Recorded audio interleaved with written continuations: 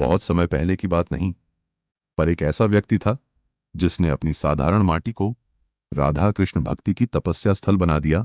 उसका नाम था अनिरुद्ध कुमार पांडे, जिसे श्रद्धालु प्रेमपूर्वक बाबा प्रेमानंद गोविंद शरण महाराज के नाम से जानते हैं।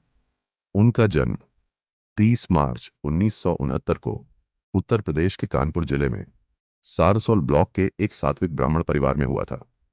उनके पिता श्री शंभू पांडे और माता श्री रामा देवी धार्मिकता में अटल थीं। आत्मज्ञान और भक्ति की इच्छा बचपन में ही उनके उन्मिषित होने लगी।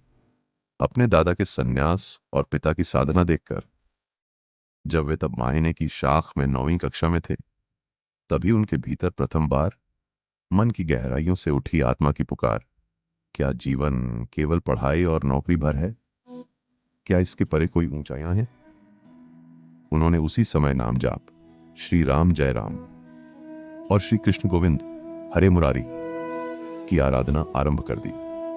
13 वर्ष की अल्प आयु में ही प्रेमानंद जी ने गृहस्थ जीवन को त्याग कर संन्यास का मार्ग पकड़ लिया और स्वयं को आनंद स्वरूप ब्रह्मचारी नाम देकर निष्ठा भक्ति में समर्पित कर दिया। वे गंगा तटों पर तपस्वी जीवन बिताने लगे, जहां वे सुबह शाम गंगा स्नान करते और ध्यान, व्रत, नाम जप करके समय काटते। काशी के तुलसी घाट पर एक दिन मध्यम ध्यान के दौरान उन्होंने अनुभव किया, वृंदावन कैसा होगा।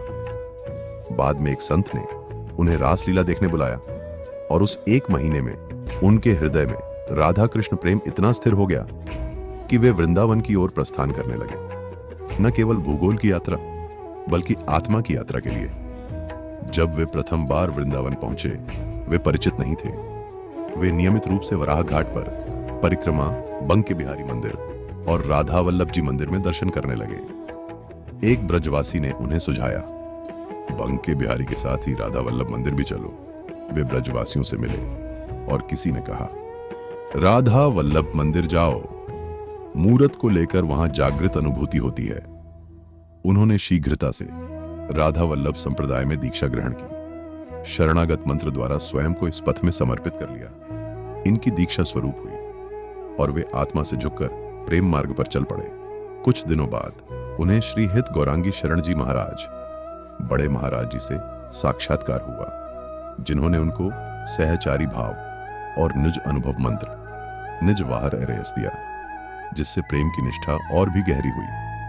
बाबा प्रेमानंद जी महाराज ने अनेक वर्ष तप और सेवा में बिताए।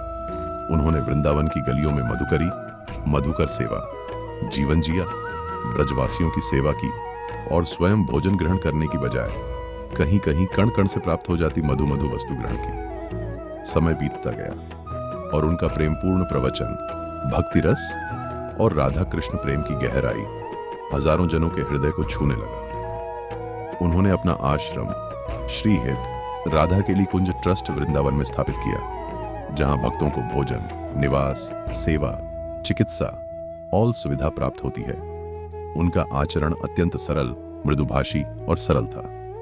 वे सदैव भक्तों के बीच बैठ जाते, उनकी आंखों में प्रेम देखते और कह देते, तू सकल जगत का सेवक है। वे स्वयं भोजन पकाते, सेवा के कार्य करते, लेकिन अपनी पहचान को मानवीय स्तर से हटाकर प्रेम का जादुई रूप बना लेते थे। उनकी दैनिक दिनचर्या कुछ इस प्रकार थी: प्रातःकाल परिक्रमा, 5 बजे मंगल आरती, 6 से 8 भजन कीर्तन, शीनदार आरती, फिर शाम 4 से 6 बजे, 30 बजे दोबारा सत्संग और शयन आरती रात 9 बजे। रोग और स्वास्थ्य संबंधी समस्याओं के बावजूद वे नियमित रूप से प्रवचन देते, अपना समय प्रेम और नैतिकता का संदेश लेकर बिताते। उनको पॉलीसिस्टिक किडनी डिजीज था और नियमित डायलिसिस लेना पड़ता था, पर इसने कभी उनके प्रेम के जोश को कम नहीं किया। वे सदैव कहते, यदि यह मनुष्य शरीर नहीं होता तो भी प्रेम रहता।